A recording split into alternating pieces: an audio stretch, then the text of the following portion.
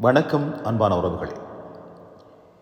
இந்த 6 நாள் போருக்கு பிற்பாடு இஸ்ரேல் கைப்பற்றிய பகுதிகள் சினாய் தீபகற்பம், மேற்கு கரை, கோலன் காய்ஸ்ட் இவற்றை பற்றிய நிலைமை ஒரே மாதிரி இல்லை. சில இடங்களில் விலகியது, சில இடங்களில் இன்னும் அவர்களின் கட்டுப்பாட்டில் வைத்திருக்கின்றது. சினாய் தீபகற்பம், எகிப்து இஸ்ரேல் இந்த பகுதியை 1967 கைப்பற்றியது. ஆனால் 1979 எகிப்து இஸ்ரேல் ஒப்பந்தத்துக்கு பிறகு முழுமையாக எகிப்துக்கு திருப்பி கொடுத்தது.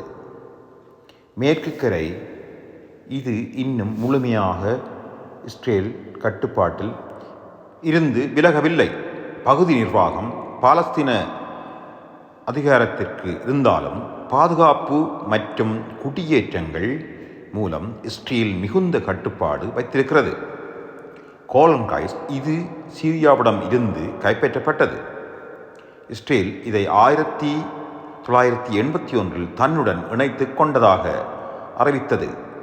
ஆனால் பல நாடுகள் இதை அதிகாரப்பூர்வமாக ஏற்கவில்லை. இன்னும் இஸ்ரேலின் கட்டுப்பாட்டிலேயே உள்ளது. ஏன் எல்லா பகுதிகளையும் விட்டு விலகவில்லை? முதலாவது, பாதுகாப்பு காரணம். இந்த பகுதிகள் எல்லாம் பாதுகாப்புக்கு முக்கியமானவை.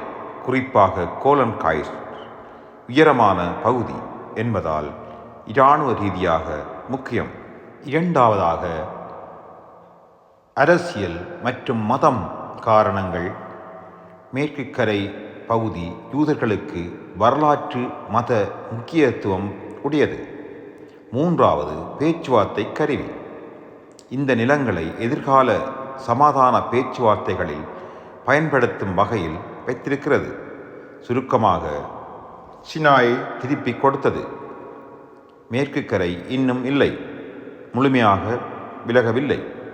கோலன் காய்ஸ்ட் இன்னும் கட்டுப்பாட்டில் வைத்திருக்கிறது.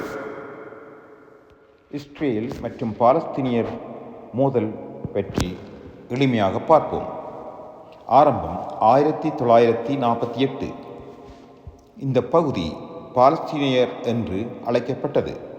இங்கு அரபு முஸ்லிம்களும் கிறிஸ்தவர்களும் யூதர்களும் வாழ்ந்தனர். பின்னர் இது பிரிட்டிஷ் ஆதிக்கத்தின் கட்டுப்பாட்டில் வந்தது. 1947 ஐக்கிய நாடுகள் சபை ஒரு திட்டம் முன்வைத்தது. நிலத்தை 2 நாடுகளாக பிரிக்க வேண்டும். யூதர் நாடு, அரபு நாடு. யூதர்கள் ஒப்புக்கொண்டனர்கள், அரபு நாடுகள் மறுத்தன. இஸ்ரேல் உருவாக்கம் 1948. 1948 இஸ்ரேல் உருவாக்கப்பட்டது. உடனே எகிப்து, யோர்டான், சிரியா போன்ற நாடுகள் போர் தொடங்கின. இதுவே முதல் அரப் இஸ்ரேல் போர். 1967 6 நாள் போர். இஸ்ரேல் கைப்பற்றிய இடங்கள்: மேற்கு கரை, காசா பகுதி, கோலன் காய்ஸ்ட், சினாய் தீபகற்பம். இதுவே இன்றைய பிரச்சனையின் மையம். பாலஸ்தீன மக்கள் நிலை: பலர் அகதிகளாக ஆனார்கள். மேற்கு கரை மற்றும் காசா ஆகிய இடங்களில் வாழ்கிறார்கள். இவர்கள் தனிநாடு வேண்டுமென்று கோரிக்கை வைத்துள்ளனர். அமைதி முயற்சிகள். ஒஸ்லோ ஒப்பந்தம். இஸ்ரேல் மற்றும் பாலஸ்தீன விடுதலை அமைப்புகள் இடையே ஒப்பந்தம். ஆனால் முழு அமைதி கிடைக்கவில்லை. இன்றைய நிலை: காசா பகுதி ஹமாஸ் கட்டுப்பாடு.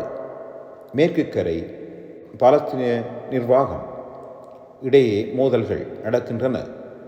முக்கிய பிரச்சினைகள்: நில உரிமை 1.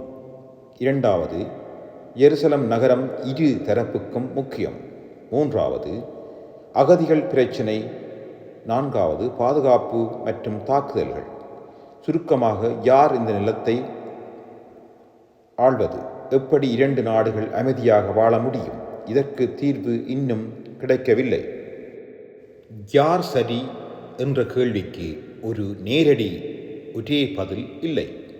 இஸ்ரேல் பாலஸ்தீனிய மோதல் என்பது இரு தரப்பினருக்கும் தங்களுக்கான நியாயங்களுடன் இருக்கும் ஒரு சிக்கலான பிரச்சனை. கீழே பாலஸ்தீன இரு தரப்பு பார்வையில் பார்ப்போம். இஸ்ரேல் அவர்களின் பார்வை. முக்கிய வாதங்கள். 1. வரலாற்று உரிமை. யூதர்கள் இந்த நிலத்தில் ஆயிரக்கணக்கான ஆண்டுகளாக வாழ்ந்த வரலாறு உள்ளது. 2. பாதுகாப்பு. 1948 முதல் பல போர்களை எதிர்கொண்டது. 6 நாள் போர் போன்றவை. அதனால் தங்களை பாதுகாக்க வலுவான நடவடிக்கைகள் தேவை என்கிறார்கள். 3. தனிநாடு தேவையா? ஹோலோகாஸ்ட் பிறகு யூதர்களுக்கு பாதுகாப்பான ஒரு நாடு அவசியம் என்ற கருத்து. பாலஸ்தீனியர் அவர்களின் பார்வை. முக்கியம் வாதங்கள். 1. நில இழப்பு. 1948 மற்றும் 1967க்கு பிறகு பலர் தங்கள் வீடுகளை இழந்தனர், அகதிகளாக மாறினர். 2. ஆக்கிரமிப்பு. மேற்கு கரை மற்றும் காசா பகுதி முழு சுதந்திரம் இல்லாமல் உள்ளது. 3. மனித உரிமைகள். சுதந்திரமாக வாழ முடியவில்லை போன்ற பிரச்சனைகள். முக்கிய மோதல் புள்ளிகள். எருசலேம் இரு தரப்புக்கும் மத மற்றும் அரசியல் முக்கியம். தீர்வுகள். இஸ்ரேல் மக்கள் மேற்கு கரையில் குடியேறுவது. பாலஸ்தீனியர் இதை சட்டவிரோதம் என்று கூறுவது. பாதுகாப்பு மற்றும் சுதந்திரம். இஸ்ரேல் பாதுகாப்பு முக்கியம், பாலஸ்தீனியர் சுதந்திரம் முக்கியம். உண்மையான நிலை. இருதரப்பும் சில விஷயங்களில் நியாயம் கொண்டவர்கள். இருதரப்பும் சில தவறுகளும் செய்துள்ளனர். பொதுமக்கள்தான் அதிகம் பாதிக்கப்படுகின்றார்கள். அரசியல், மதம், பாதுகாப்பு ஒன்றாக கலந்தது. இறுதி புரிதல். இது ஒருவர் நல்லவர் ஒருவர் கெட்டவர் என்ற எளிய கதை அல்ல. இது இரு தரப்பும் தங்கள் உரிமைக்காக போராடும் நிலை. நன்றி. உங்களுக்கு பிடித்திருந்தால் உங்கள் நண்பர்களுக்கும் பகிருங்கள்.